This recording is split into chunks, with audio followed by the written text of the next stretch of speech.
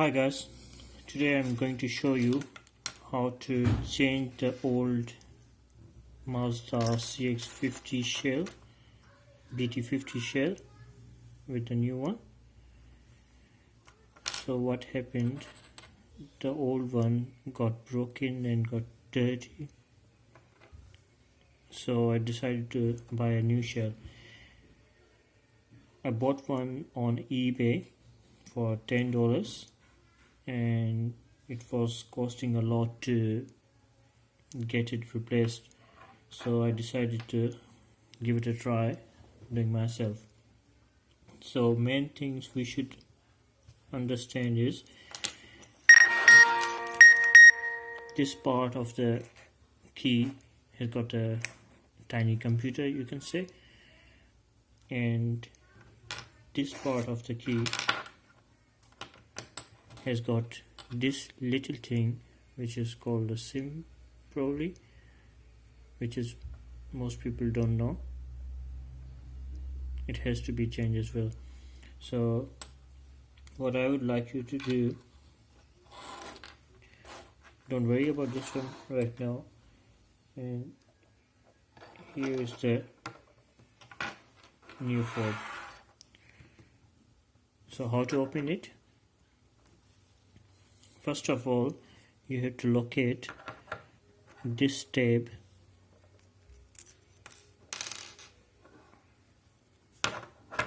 this one, if you can see, which locks the key part into the fob, and you can see that one right here. When it goes in, you can see that, and it clicks in.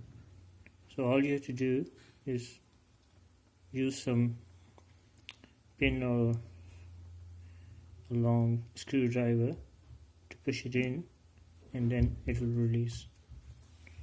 So I couldn't find anything, so I used this filer and just push it in.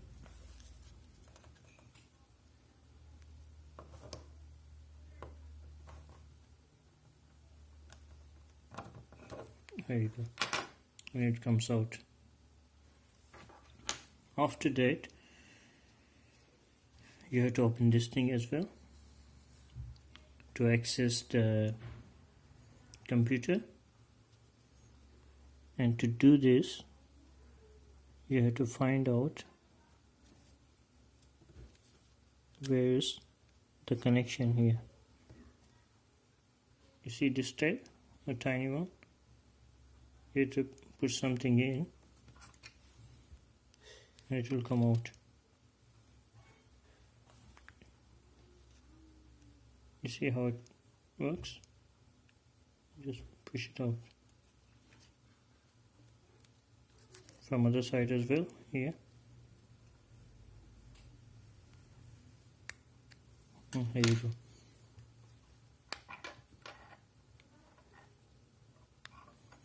So the battery is here if you want to just change the battery, and if you want to change the computer as well. Once you are done, it's quite common sense how you're going to do it. And once the battery is changed and you remove the fob from this,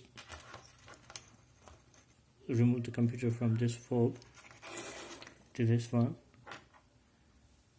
then you just close it and that's done. Now when you take the key out, you don't need to get a new cut key. You can still use the old one. Just take it out. Normally this pin would be holding it up, so you have to find something like a screwdriver.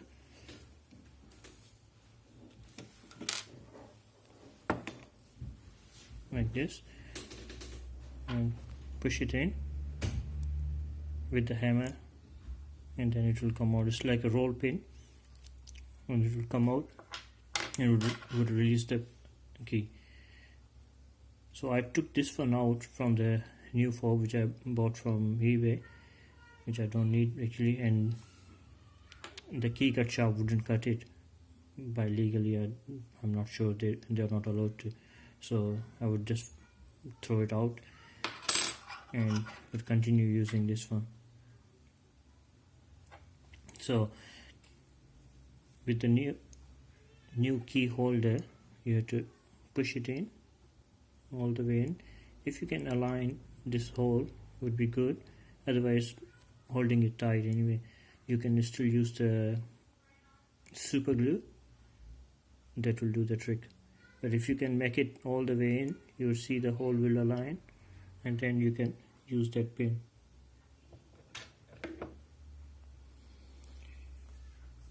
The same pin which we used, where is it? Yeah, this one. You can still use this pin if you want to, but if it is too hard to get out or too hard to align the hole, just don't worry about it, use the super glue. Now once you are done this and you are done with the computer as well, now comes the tricky part. You have to somehow get this thing out, and to do this you would have to break it like I did until this thing is released. It looks something very innocent, but without this the car wouldn't start, as you can see that. So once it's out, you have to push this one into this slot.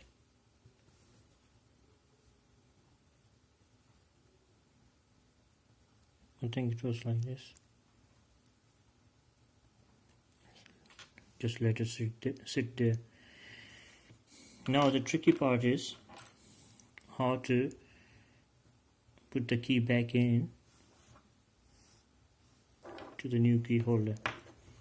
And just not worry about these things. Just move it away from the picture.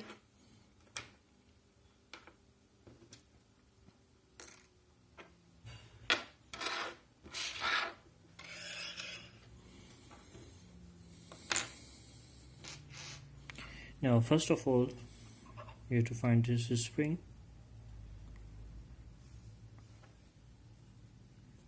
Put this part which is sticking out into here.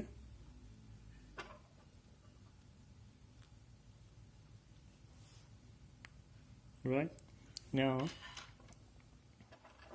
you pick up the key with its holder and you find this slot. All you have to do is align this slot with this one and manage to pull it back all the way until it's here.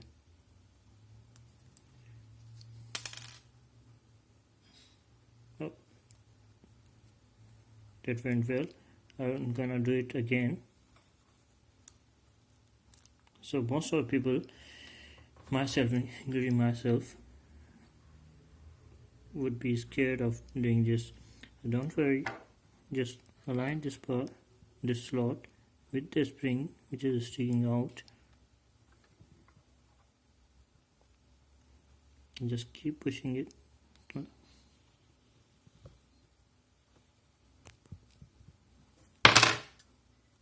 Oops. Let's do it again.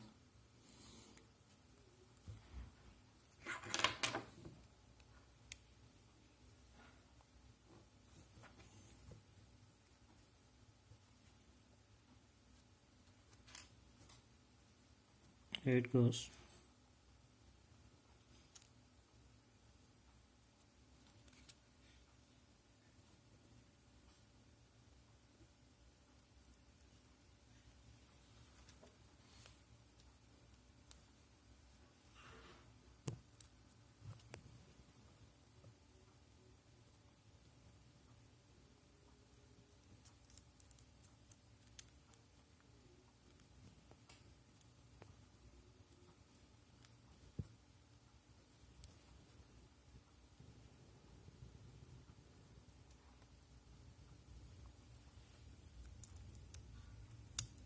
Yep, perfect. It's sitting well now. You see this pin is sticking out, it means it didn't work. So let's try again.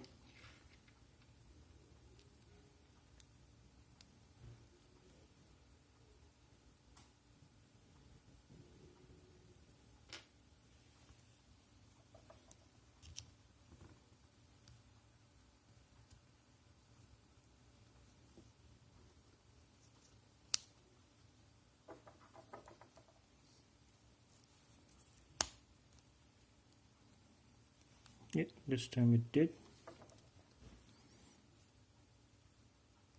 And you can feel the resistance here, which means it's all good. After that,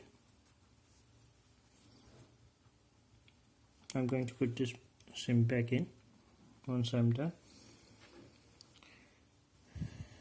Now this thing which locks the key at its place has got two sort of wings. One is longer than other. The longer one goes towards the computer. It's just like this. And then this spring goes in here.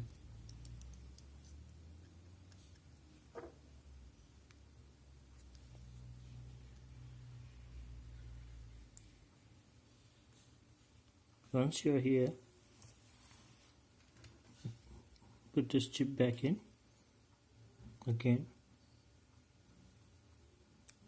I'm pretty sure it was like this, but I tried, even when this thing was not coming out, I tried to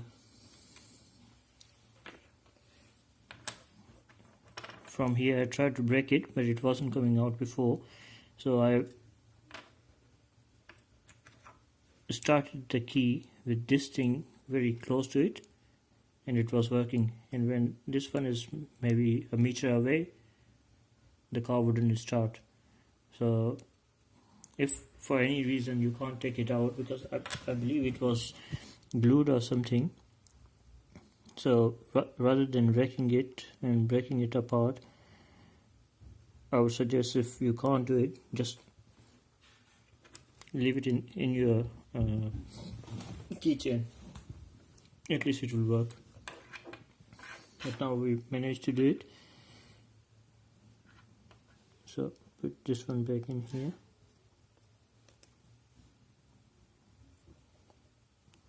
And then this thing goes on top of it, of course.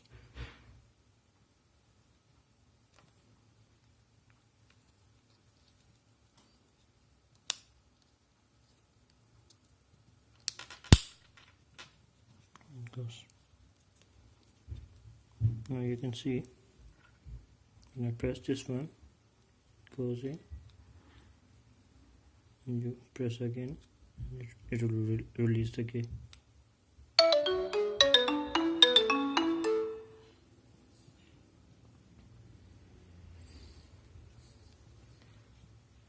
After that, you need to put this screw back in. It's gonna hold this firm and tight. The tape inside is not strong enough.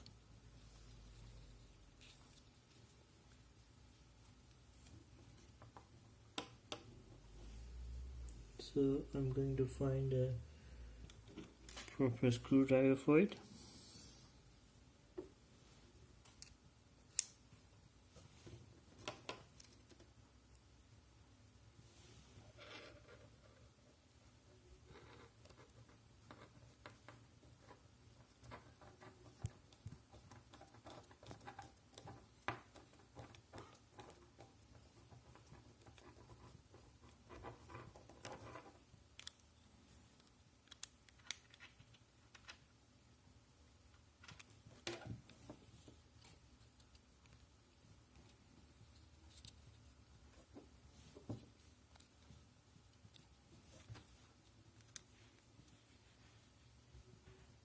I think this is strong enough.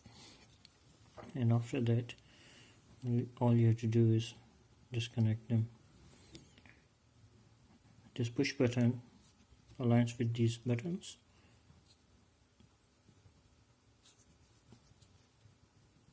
And just push it in. Yep. Now check if the tab is at its place. Yep, it's all good.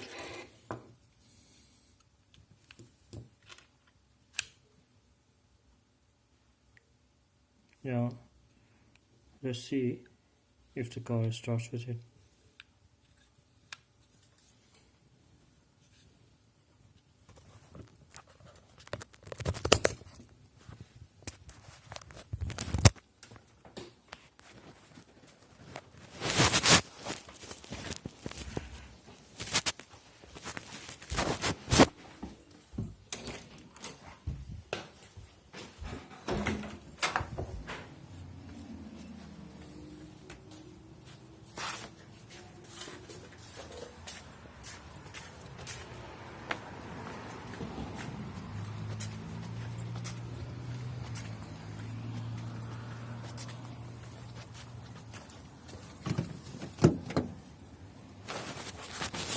So that's my Mazda BT50.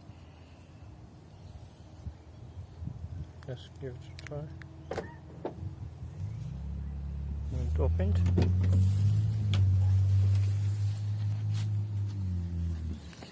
So over here you'll see I put the key in,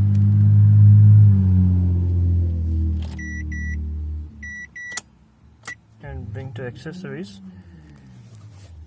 You must have noticed a security light here that disappeared, which means she's alright. I'm going to do it again.